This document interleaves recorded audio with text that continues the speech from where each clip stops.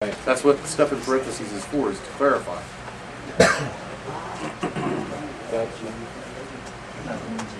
So you put the street address or the post office box wherever you want to receive your check. And then where it asks for the employer, I put private. And where it asks for employer name and address, I put private. Because for a couple different reasons. Number one, this is a public record, it's nobody's business. Number two, and it's irrelevant.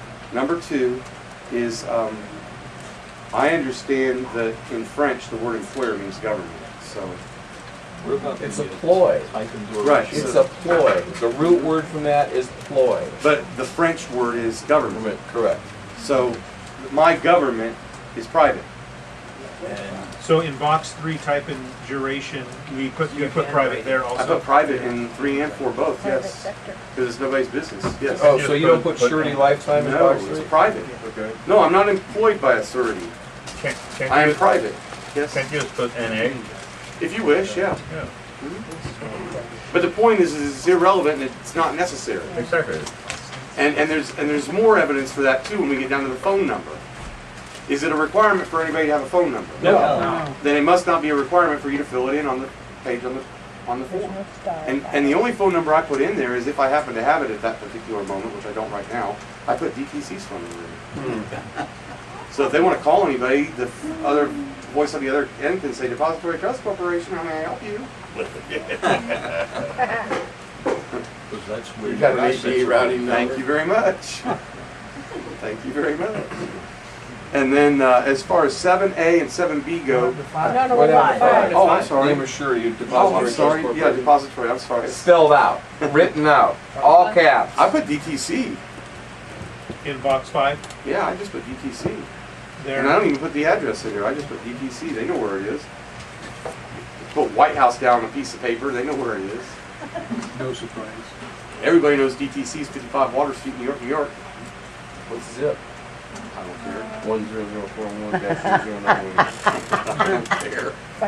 Yes, sir. What is DTC? What's that? Short Depository Trust Corporation. for? Oh, okay. And my understanding of that is because of the Trust Indenture Act of 1939 says Yeah. that all debt contracts have to have a trustee. That's right. All debt contracts have to have a And trustee. why do you think the primary liaison under the general embassy, general... Louder, Tommy. What? Can't Louder. hear you. Oh, I'm Louder. sorry. The reason why they have a close association in New York is the franchise holder has an office there, and that's the general counsel for the English Crown, a guy by the name of Nigel. What was the act of 1939? The Indentured Trust Act. Trust Indenture Act 1939. Yeah. His name is Nigel. 10041-0099. Nigel. Don't worry about that. Then 7A and 7B, that's where I just put the MIN number or What the did court you do case with number. 6? You put DTC's Bless you. Bless phone you. number? What do you Yeah, if I have it, I'll put the DTC's phone number. If not, I just leave it blank. What do you put in 7? 7A and 7B is the MIN number, or the case number, or the account number. And remember, once again, say what it is you're putting in there. Say MIN number, say account number, say case number. No, him and Sean had a 2-hour conversation. Yeah, account number and social Well, about security 3 number. weeks before he got a... Same with 7B. But now he's going out there and he'll make money. And then in 8 and 9, this is where we're going to vary a little bit.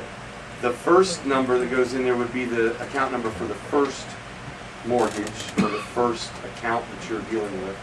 Then you would put a comma, and then the second mortgage, and then a comma, and the third, and a comma, and the fourth.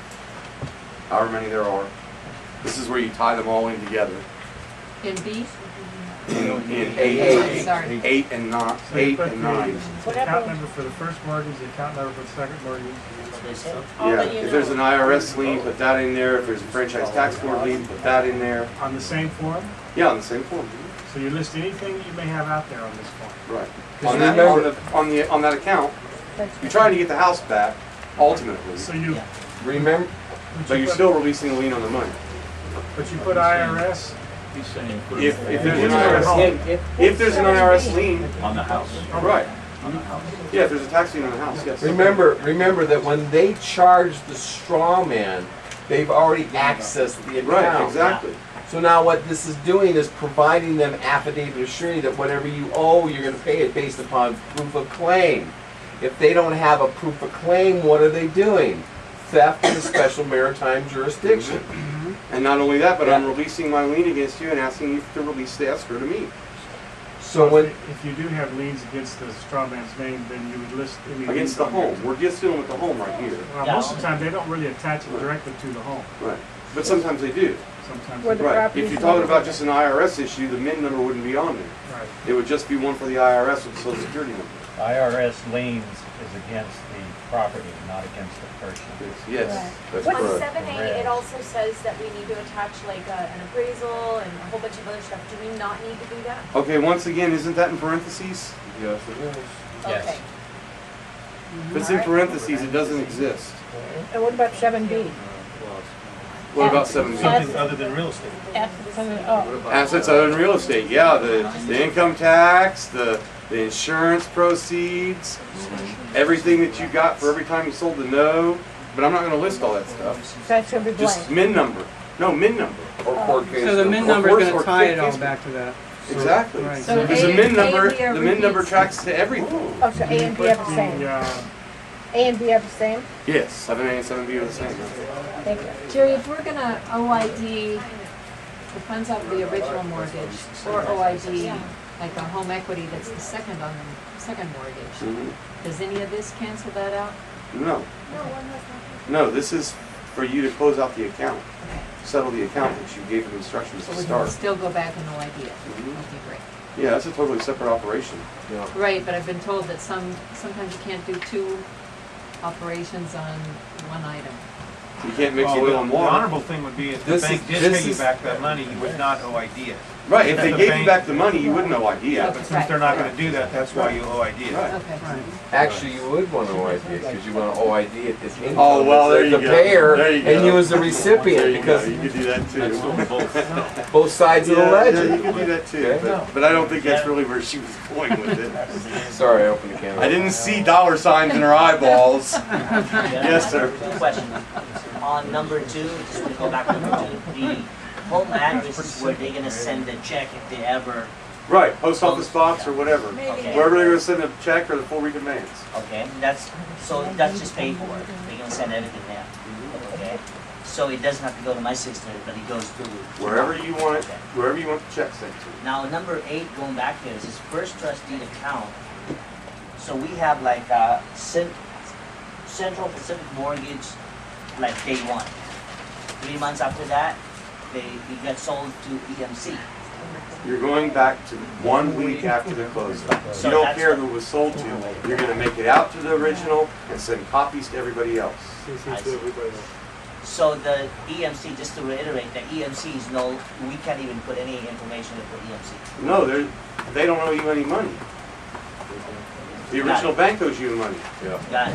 not EMC. EMC bought the deed of trust. We're talking about the promissory note. I see. Two separate contracts. Got it. Now, question.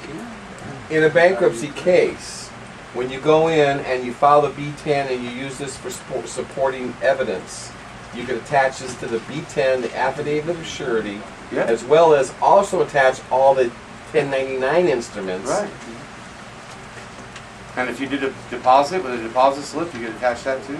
That's something else we haven't discussed yet. For the remedy. We're gonna get into that. That's